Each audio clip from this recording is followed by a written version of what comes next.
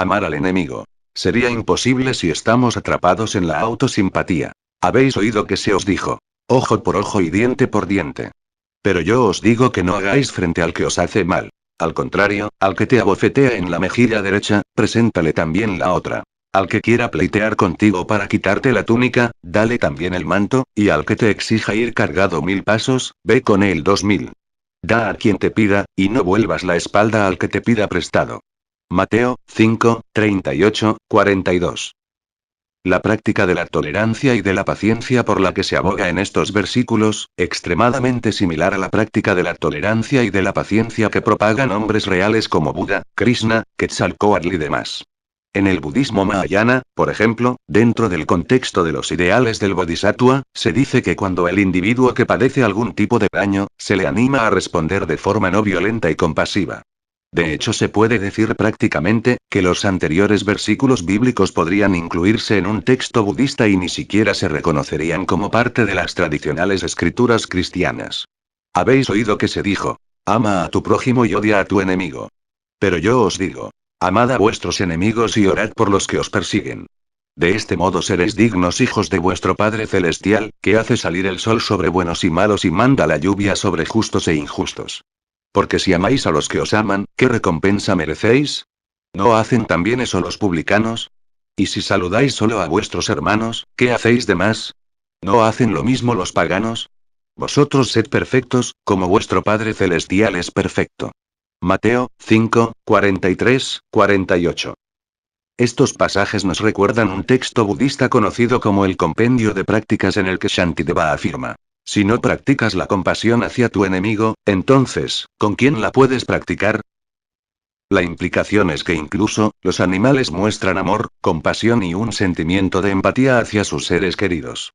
Ya que proclamamos nuestro compromiso con la espiritualidad y si practicamos la senda espiritual, deberíamos ser capaces de hacerlo mejor que los animales.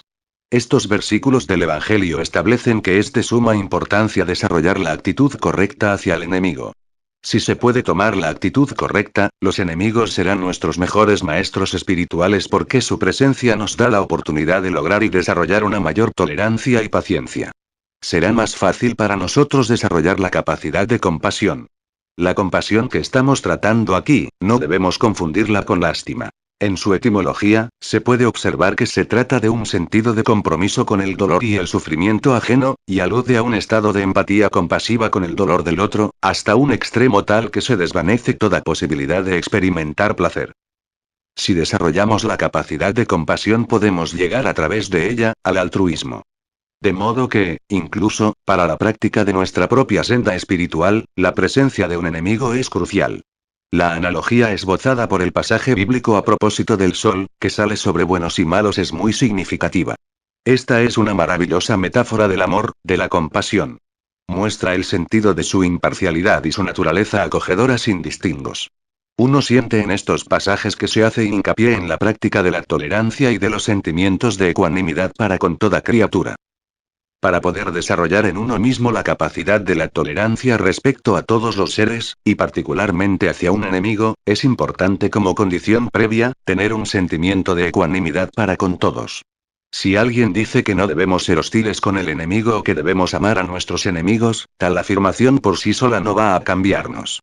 Es bastante natural, por el estado normal en que se encuentra nuestra psiquis, que todos sintamos hostilidad hacia los que nos hacen daño, y que sintamos cariño hacia nuestros seres queridos.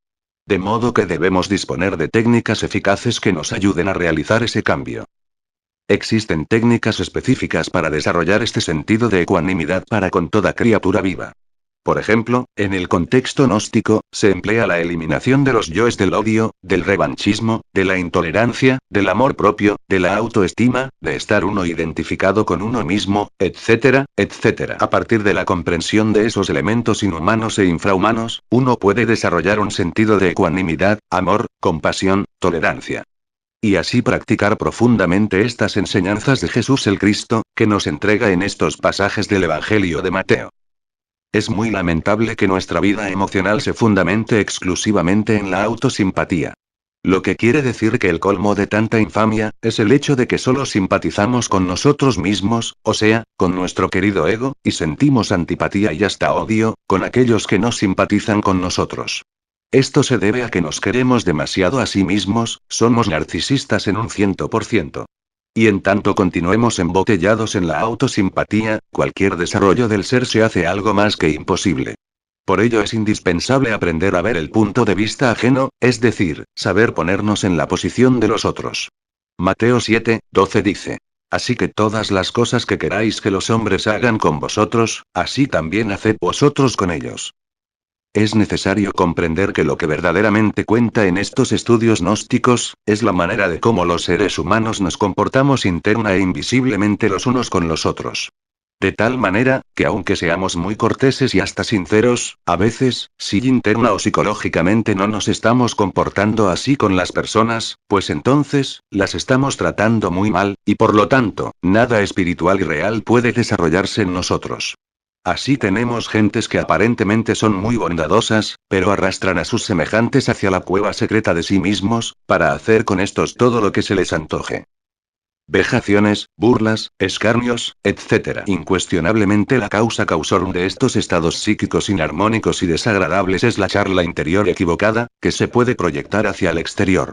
Y así tenemos, que esa vana palabrería insubstancial de charla ambigua y en general toda esa plática perjudicial, dañina, absurda, que manifestamos en el mundo exterior en nuestras interrelaciones con nuestros semejantes, tiene su origen en la conversación interior equivocada. En Gnosis existe la práctica del silencio interior, y esta se refiere a algo muy preciso y definido. Practicar el silencio interior significa impedir que algo se converse con la mente.